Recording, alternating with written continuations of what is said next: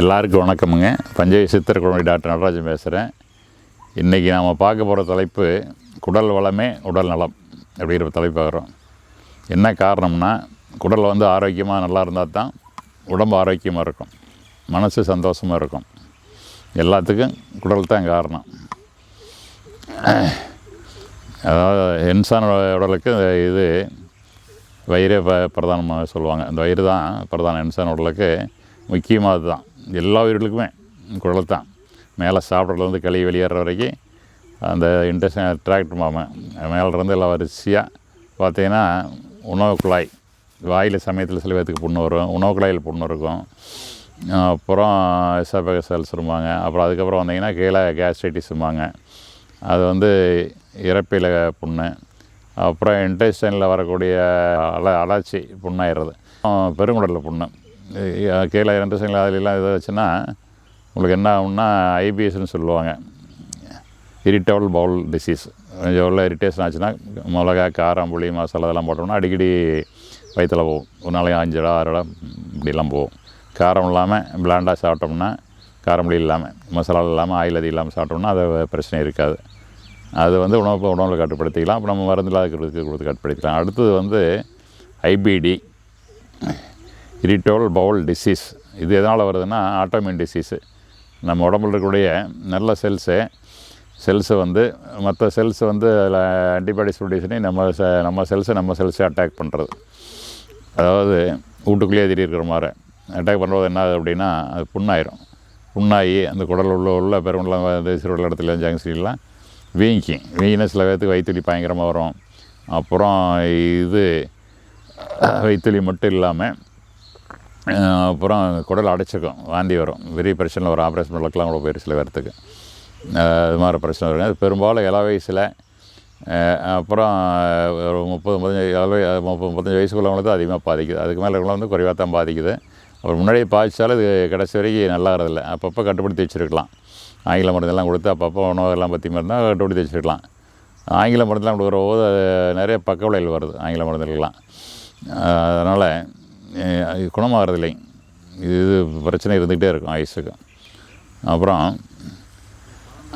இதனால் இது வரக்கூடிய காரணத்தை பார்த்தோம். ஏன் வருது அப்படின்னா, நம்ம உடலில் குடல் ஆரோக்கியமாக இருக்கணும். குடல் ஆரோக்கியம் இல்லைன்னா என்ன ஆகும் அப்படின்னா, உடலில் அந்த இன்டெஸ்டைனல் ஃப்ளோரான்னு சொல்லுவாங்க. நம்ம பூமியில் எப்படி மேமண் வளரமாக இருக்கோ அது மாதிரி குடலில் உள்ளுக்குள்ளே ஒரு ஜவ்வு மாதிரி இருக்குது, மியூக்கஸா மாதிரி. அதில் தான் நிறையா இதெல்லாம் சுரக்கும். இறப்பையில் பார்த்திங்கன்னா ஆசிட் சுரக்குது. இது தொண்டைகளில் பார்த்திங்கன்னா அந்த உண்மையில் மற்ற கீழே பார்ப்பா இதெல்லாம் நீரெலாம் சுரக்குது. ஒரு வளவளன்னு வச்சுருக்கோம். அப்புறம் கீழே பார்ப்பா அது இன்டெஸ்டைனில் இந்த சிறுகுடலில் பெருங்குடல் எல்லாமே அது மியூக்கஸ் மாதிரி பிரஸ் மாதிரி அப்படின்னு ஆடிக்கிட்டே இருக்கும். மேலே சாப்பிட எல்லாம் போல் கீழே போயிட்டே இருக்கும். அதில் புண்ணு வந்துடுறது. என்ன காரணம் அப்படின்னா, நம்ம சாப்பிட்ற உணவுகள் நிறைய கண்டதெல்லாம் சாப்பிட்றோம். காரம், புளி, மசாலா, பூரி, புரோட்டா, அப்புறம் அசைவ உணவுகள், அப்புறம் இது மாதிரி ஜங்க் ஃபுட்ஸ் அப்படின்ட்டு பேக் பண்ண உணவுகள். இப்போ கேஎஃப்சி சிக்கன் போடுறேன், இப்போ பிட்ஸான்னு போடுறேன், என்னென்னமோ போடுறானுங்க. இப்போ அதெல்லாம் வாய் ருசிக்காக இது நிறைய கெமிக்கல்லாம் சேர்த்துறாங்க. ப்ரெசர்வேட்டிவ் டேஸ்ட்டுக்காக நிறைய சேர்த்துறாங்க, ருசிக்காக. அப்புறம் அது மாதிரி ஏகப்பட்ட சேர்த்துறாங்க. அப்புறம் பேக்கரி ஐட்டம் அதெல்லாமே உடலுக்கு கெடுதல். நிறைய கெமிக்கல் சேர்றதுனால இது உடலில் குடல் இருக்கிறதெல்லாம் என்ன ஆகுதுன்னா, நுண்ணுயிர்கள் நிறையா இருக்கும். நன்மை செய்யக்கூடிய நுண்ணுயிர்கள் இப்போ பால் தயிர் மோர் தயிர் எடுத்திங்கன்னா அதில் இது இருக்குது, லாக்டோபாசிலஸ். அது மாதிரி நுண்ணுயிரெலாம் நிறையா இருக்கும். ப்ரீ அண்ட் ப்ரோபயோட்டிக்ஸ்னு சொல்லுவாங்க. அது செத்து போயிடும். அதோட அதிகமாக எண்ணிக்கைலாம் குறைஞ்சி போய் குடல் வீக் ஆயிரும். ஜீரணம் சரியாகாது, பசி சரியாகாது, மற்ற பிரச்சனை வரும், சக்கரை வரும், ப்ரெஷர் வரும், ஹார்ட் அட்டாக் வரும். அப்புறம் அதே மாதிரி பக்கவாதம் வரும், மூளை பாதிக்கும். மனமும் நலமாக இருக்காது. மனசில் மன அழுத்தம், கவலை இது மாதிரிலாம் வரும். அப்போ இதனால் என்ன பண்ணுன்னா, இது குடல் ஆரோக்கியமாக இல்லைன்னா, இன்டெஸ்டைன் நல்லா ஆரோக்கியமாக இல்லைன்னா எல்லா பிரச்சனையும் வருது. அது திரும்ப மீண்டும் எப்படி ஆரோக்கியமாக கொண்டு வர்றது, அதான் நம்ம பார்க்க போகிறோம். குடல் நலத்தை எப்படி நலமாக வச்சுக்கிறதுன்னு பார்க்க போகிறோம். இதுக்கு திரும்ப அந்த குடலில் இருக்கிற புண்ணெல்லாம் ஆற்றி அந்த திரும்ப அதுக்கு என்ன நுண்ணுயிரெலாம் வளர்கிற மாதிரி பண்ணி, இயற்கையாக பண்ணி அப்புறம் அதெல்லாம் நல்லா வளர்ந்து செழிப்பாகிற போது குடல் வந்து நல்லா வளமாயிரும். எல்லாம் வளமாயிட்டுன்னா எந்த பிரச்சனையும் இருக்காது. அதே மாதிரி குடலில் வந்து கீரிப்பூச்சி மாதிரிலாம் இருந்ததுன்னா அதுக்கெல்லாம் அப்பப்போ மருந்து கொடுத்துலாம் சரி பண்ணிக்கணும். குடலை சுத்தமாக வச்சுக்கணும். அது மாதிரிலாம் பண்ணி வச்சுட்டோம்னா உங்களுக்கு வந்து இந்த பிரச்சனை அதிகம் வராது.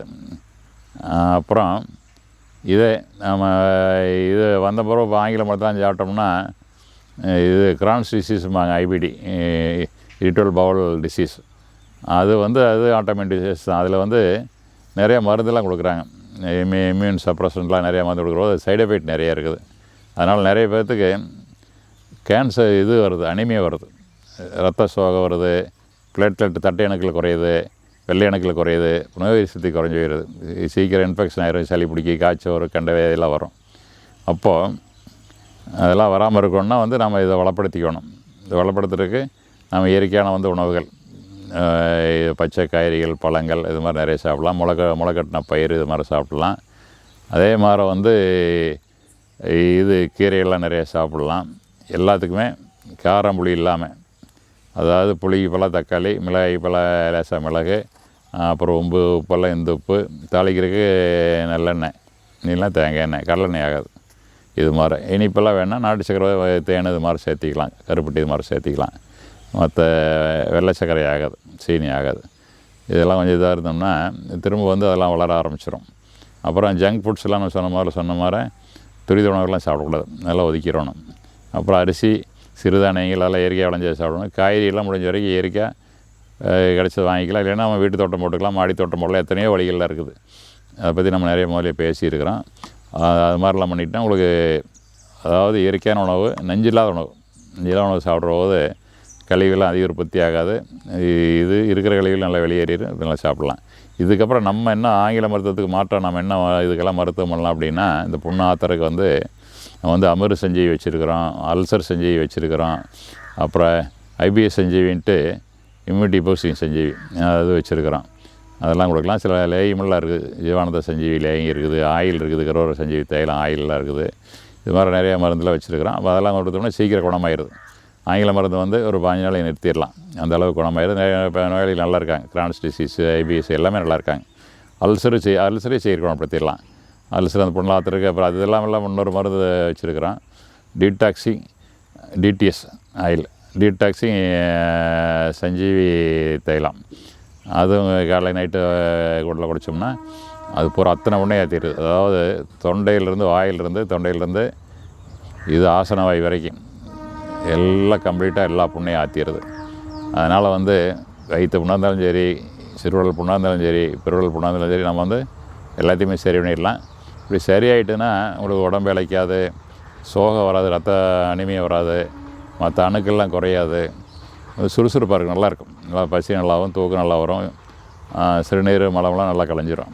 அதனால் இது வந்து நம்ம கொடுக்குற மருந்து மனசுலையும் வேலை செய்யுது, உடலையும் மட்டும் வேலை செய்யலை. உடலில் என்ன செய்யுது அப்படின்னா, உடலில் இருக்கிற கழிவுகளை வெளியேற்றி உடலை சுத்தம் பண்ணி, ரத்தத்தை சுத்தம் பண்ணி, அப்புறம் மனசில் இருக்கக்கூடிய மன அழுத்தங்கள், கவலைகள், டென்ஷன் இது எல்லாமே கிளியர் பண்ணி, பயம் எல்லாமே கிளியர் பண்ணி மனசை ரிலாக்ஸ் பண்ணிடுது, மைண்ட் ரிலாக்ஸ் பண்ணிடுறதுனால உங்களுக்கு வந்து நல்லா தூக்கம், நல்லா ஆரோக்கியமான சந்தோஷமான மனசு, சுறுசுறுப்பாக இருக்கும். இதெல்லாம் கொடுக்குறதுனால நீங்கள் இந்த முறையெல்லாம் பயன்படுத்தி இது மாதிரி நோய் உள்ளவர்கள் எல்லோருமே திரும்பவும் ஆரோக்கியத்துக்கு திரும்பி வர வேண்டும் என்று வேண்டுகிறேன். அதே போல் நோய் இல்லாதவர்களும் இதெல்லாம் அப்பப்போ திரும்ப நோய் வராமல் தடுத்துக்கலாம். அது ரொம்ப முக்கியம். நோய் வந்த பிறகு கஷ்டப்படுறத நோய் வராமல் தடுத்துக்கிறது நல்லது. இந்த ஆரோக்கியமான உணவு இது மாதிரி எல்லாமே நீங்கள் எப்போ உங்களுக்கு சந்தேகம் இருந்தாலும் அதை பற்றி கேட்டு தெரிஞ்சுக்கலாம். அதெல்லாம் இது பண்ணிங்கன்னா எப்பவுமே குன்றாத நிலைமையோடும் குறையாத உடல்நலத்தோடும் இருக்கலாம். நன்றி, வணக்கம்.